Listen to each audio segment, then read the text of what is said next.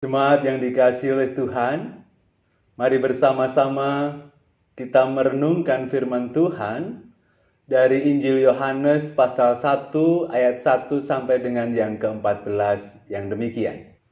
Pada mulanya adalah firman. Firman itu bersama-sama dengan Allah dan firman itu adalah Allah. Ia pada mulanya bersama-sama dengan Allah. Segala sesuatu dijadikan oleh Dia, dan tanpa Dia tidak ada suatu pun yang telah jadi dari segala yang telah dijadikan. Dalam Dia ada hidup, dan hidup itu adalah terang manusia. Terang itu bercahaya di dalam kegelapan, dan kegelapan itu tidak menguasainya. Datanglah seorang yang diutus Allah, namanya Yohanes.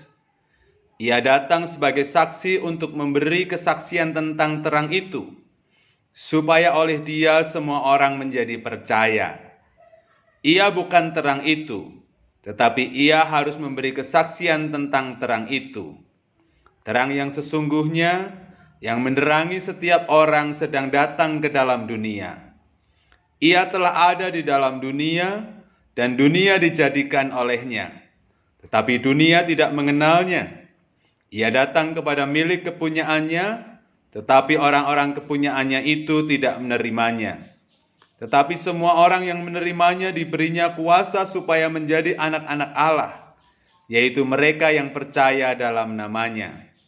Orang-orang yang diperanakkan bukan dari darah atau dari daging, bukan pula secara jasmani oleh keinginan seorang laki-laki, melainkan dari Allah.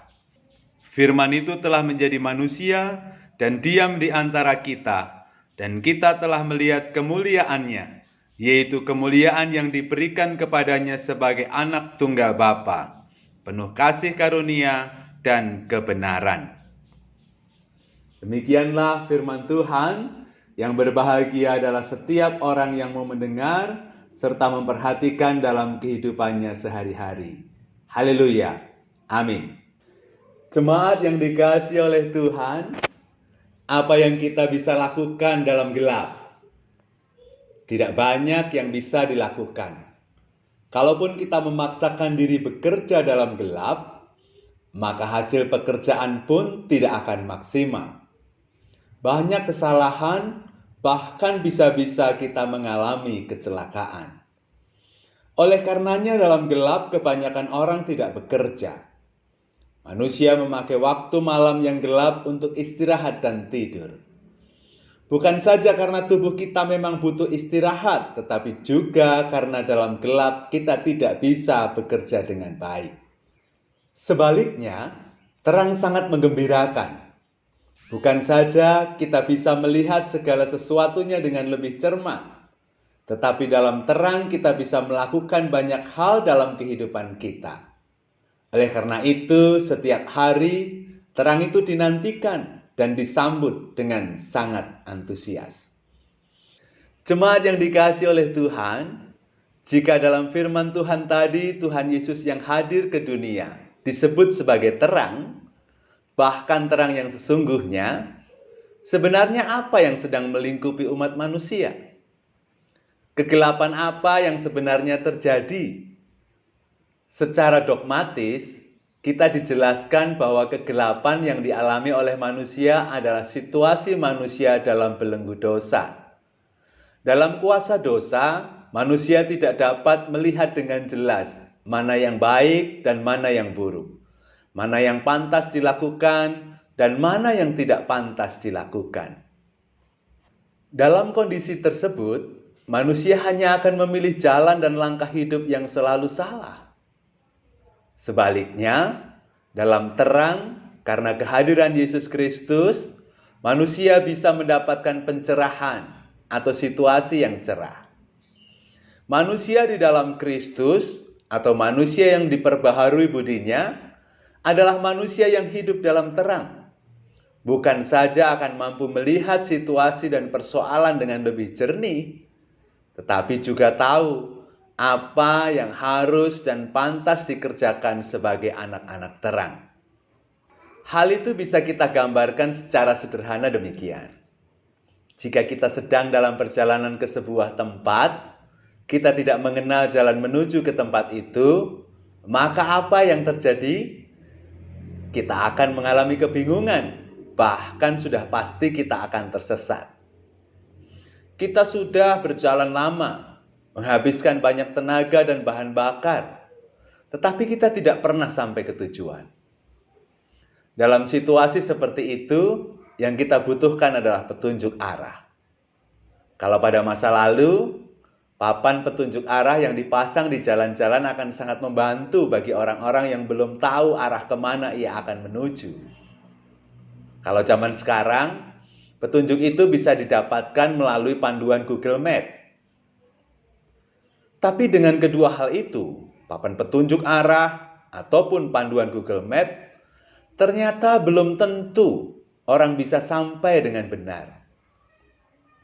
Sebab bisa saja kita salah membaca papan petunjuk arahnya. Atau pada Google Map satelitnya error dan memberikan petunjuk yang salah. Maka bagi orang yang ingin menuju ke suatu tempat yang dia belum tahu, yang lebih menenteramkan adalah disertai. Atau ada orang yang mau mengantarkan kita sampai ke tujuan kita. Lebih menenteramkan lagi apabila orang itu bukan saja sudah pernah, tetapi memang berasal dari tempat itu. Jemaat yang dikasihi oleh Tuhan Yesus, hadirnya Yesus dalam kehidupan manusia bisa diumpamakan seperti hadirnya orang yang akan menyertai perjalanan kita menuju kepada kedamaian yang sejati. Dia yang akan mengantarkan kita. Kita tak perlu ragu salah membaca petunjuk arah atau khawatir satelit sedang terganggu. Karena dia bukan saja faham tentang tujuan kita, tetapi memang dia berasal dari sana. Itulah kenapa Yesus yang hadir sebagai manusia disebut sebagai terang dalam situasi yang gelap. Terang dalam kehidupan manusia yang ingin kembali kepada keabadian yang sejati. Jemaat yang dikasihi oleh Tuhan, yang lebih istimewa lagi adalah bahwa kehadiran Yesus ke dunia bukan saja menjadi terang dalam harapan akan kehidupan kekal kelak, tetapi juga dalam kehidupan kita sekarang di bumi ini. Jadi kelahirannya bukan saja hanya tentang pulangnya manusia ke surga, tetapi juga tentang kehidupannya di dunia ini. Bagaimana manusia harus hidup di dunia ini pun tak luput dari perhatiannya. Ia yang adalah terang itu juga menerangi kehidupan kita sekarang, sehingga kita bisa menjalani kehidupan di dunia ini dengan benar dan dalam jalan yang benar. Jemaat yang terkasih di dalam Tuhan, adakah situasi kita sekarang sedang dalam kegelapan yang menggelisahkan? Ya, tentu. Situasi pandemi kita sekarang sungguh seperti awan yang gelap bagi kita. Dalam situasi kita sekarang, kita tidak bisa berkegiatan dengan leluasa. Kita tidak bisa berusaha atau berbisnis dengan lebih leluasa. Kita tidak bisa berelasi sosial dengan leluasa.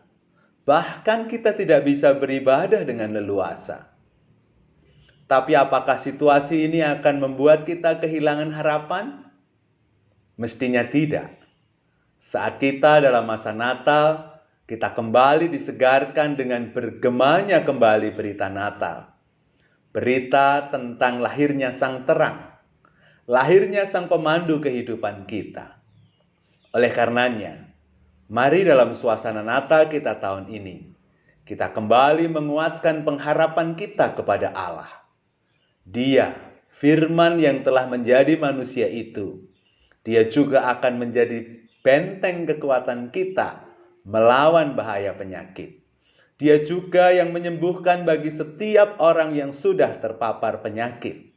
Dia juga yang akan membukakan peluang-peluang baru dalam usaha kita. Dia juga yang akan memberikan panduan baru bagi kita. Bagaimana kita harus membangun kembali relasi sosial kita dan juga relasi spiritual kita dengan Tuhan. Oleh karenanya, sambutlah firman yang telah menjadi manusia. Sambutlah terang yang sesungguhnya yang sedang datang bagi kita. Sambutlah dengan gembira. Selamat Natal, damai, sejahtera, dan sukacita kiranya ada pada kita semua.